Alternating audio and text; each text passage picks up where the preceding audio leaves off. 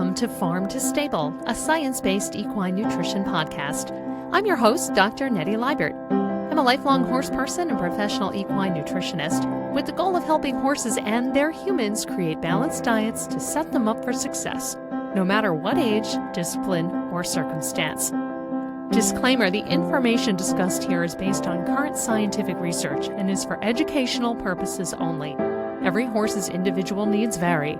This is not a substitute for veterinary medicine or nutrition consultation.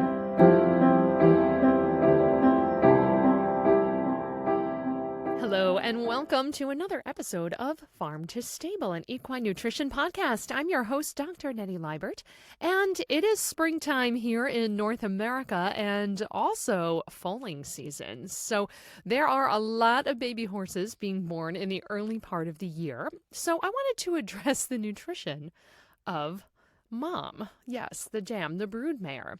Now, most horses, according to the USDA, are kept for performance or pleasure. It's over 50% of the equine operations in the United States. Now, it is estimated that maybe about 7.5% of the equine operations in the United States are for breeding.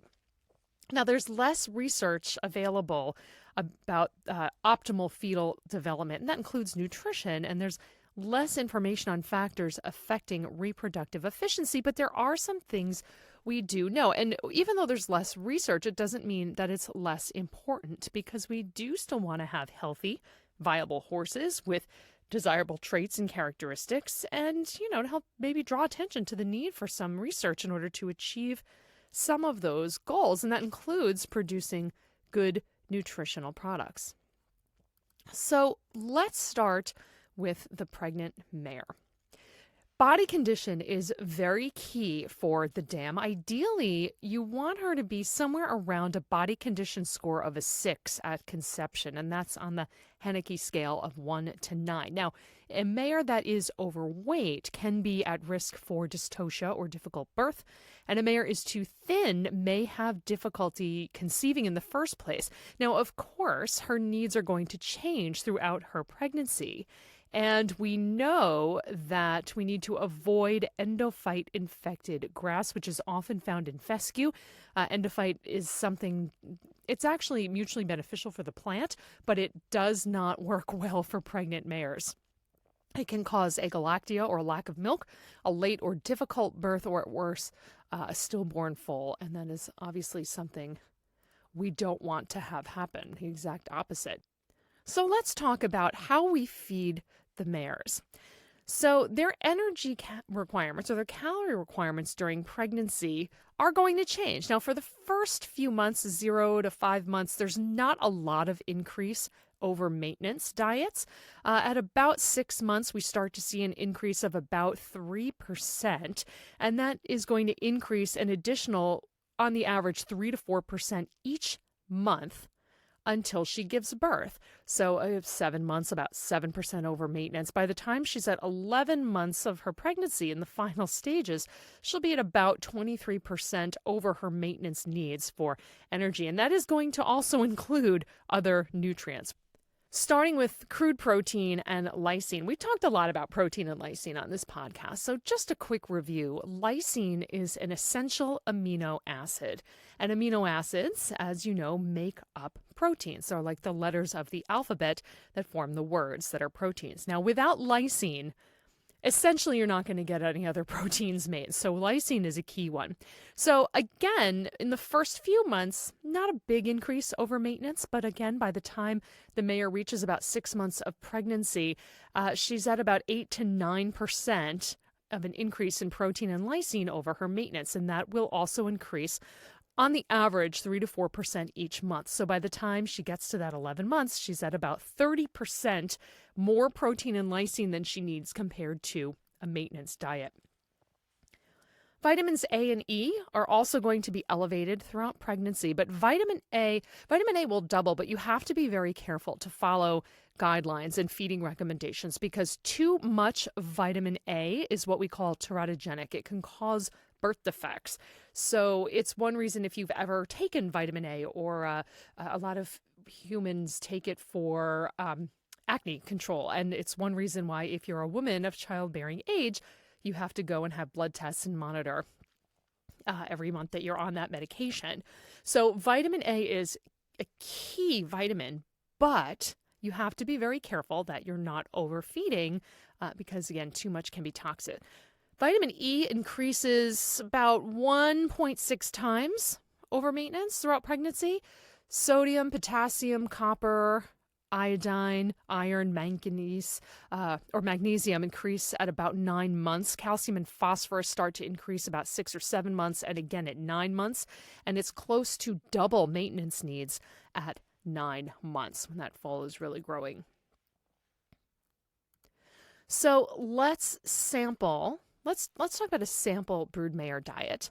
So let's say that mare starts out 1,100 pounds. She's healthy. She's in a good body condition of about 6, and she is consuming just some average quality forage, about, say 16 to 22 pounds per day.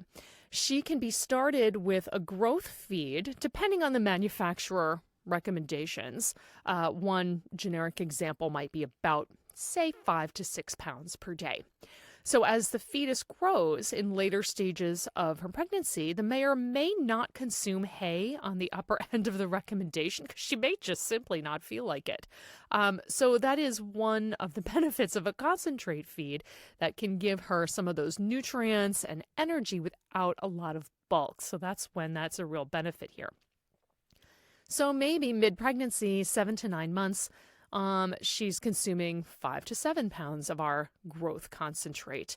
And 9 to 11 months, maybe she goes up to between 5 and 7.5 pounds. Now, when I say growth concentrate, I'm talking about a concentrate feed that is specifically formulated for broodmares and foals. They are not the same as your average, maybe your performance feed. Typically, feeds formulated for broodmares have higher protein and a higher concentration of vitamins and minerals, and that is by design. Now, if you have a mare that is not consuming a concentrate that is specifically designed for growth and reproduction, it can be done, but typically you're going to need to top dress with a good quality ration balancer. And I see this a lot. There's plenty of breeding farms out there who are feeding, say, a 14% protein concentrate, maybe 6% fat, but it isn't necessarily formulated specifically for a broodmare. So to make up for some of the nutrient differences, you can top dress with, on the average, again, for our 1,100 pound horse, 1/2 to 1 pound of a good quality ration balancer. So again, that's just an average and very general examples. Of course, you're going to hear me say that each horse's needs are individual. Now, what about once that mare gives birth and the foal is on the ground? So now the mare is producing milk and all of the nutrition for that foal. This is the most nutritionally demanding time for that mare. So not only does she need to have enough nutrients to meet her own needs, she also has to have enough to produce milk that is of good quality for the foal. And if she is deficient in nutrients, she will deplete her own body stores to make sure that the milk is good for her baby. Now, as an example, when we're talking about a maintenance diet, our 1,100 pound mare just kind of hanging out, not working, she needs approximately, and this is based on the NRC, National Research Council, Nutrient Requirement for Horses, 2007, approximately 17,000 calories per day. And now you may think that sounds like a lot, but it's not for a horse. By the time that foal is born in month 1 of lactation, remember we said about 16,700 to 17,000, 31,700 calories. So that is almost double her calorie needs in the first month of lactation. And likewise, protein is going to go up about 2.5 times. So at maintenance, just hanging out in the field, on the average, about 630 grams of crude protein, about 27 grams of lysine, the amino acid. First month of lactation, that crude protein goes from 630 grams to 1,535 grams. That is more than double.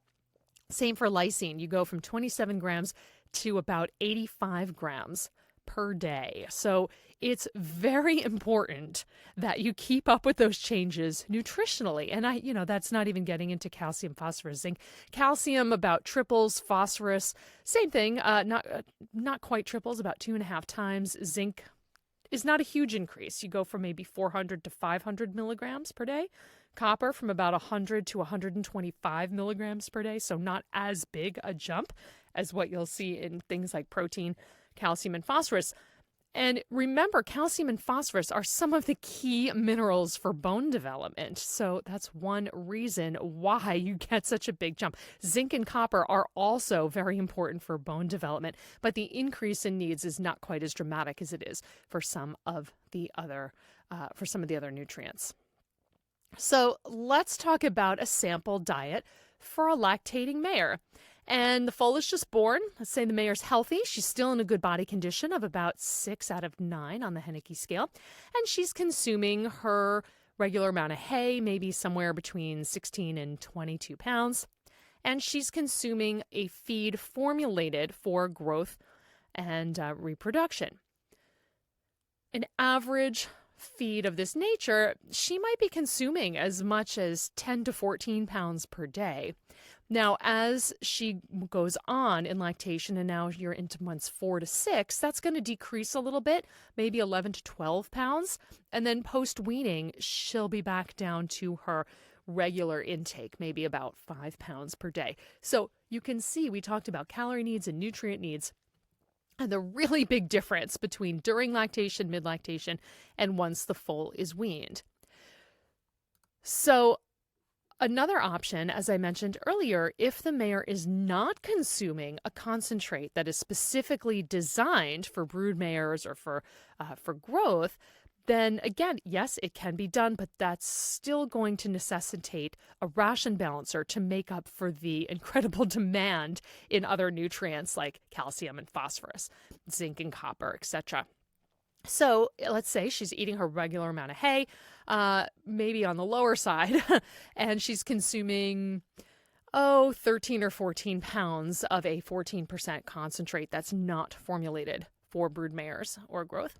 And maybe you add another pound or pound and a half of a ration balancer per day to her diet to balance out those nutrients. Now, again, I am speaking very generically here, and how much you're going to feed that mare, of course, depends on her condition and what type of product you're feeding. But these are just estimates to illustrate a point and to illustrate some different ways of making sure that the mare is meeting her needs. Now, some mares are very easy keepers and don't necessarily even need a concentrate, in which case, yeah, they can be just fine on a ration balancer, but you have to feed the right amount. So that's why it's very important to look at those feeding directions.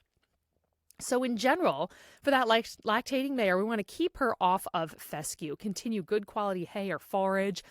Her dry matter intake, meaning forage without the water, may exceed 3% during lactation and in late pregnancy if she can eat that much.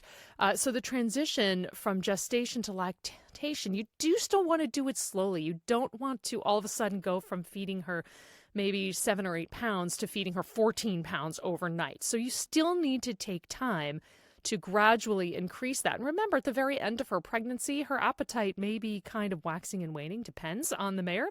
So you just don't want to increase that concentrate all at once. You still want to add it gradually. Take a week or so to do it. And as long as you're increasing and she's eating well and everybody's healthy and you're doing it slowly enough, hopefully you're giving the best chance to avoid any problems. Again, a forage-only diet might provide sufficient calories for some mares, but it may not provide sufficient vitamins and minerals. So that's why those ration balancers come in handy once again. So they really are a great tool. So as long as the feed overall, the diet is containing high quality protein, including the essential amino acids, not just lysine. We didn't talk too much about methionine and threonine, but typically those other ones come with lysine in the protein sources that are being in the high-quality protein sources that are being fed And often the minimum protein needs are being exceeded in the diet, and that is okay. Remember, we've talked about excess protein. In a healthy horse, it's not going to cause a problem. Their body's just going to get rid of it. Now, when it comes to weaning, there is no scientific evidence that feed withdrawal hastens drying up in the mare. So just by simply removing her feed is not going to cause her to dry up any faster.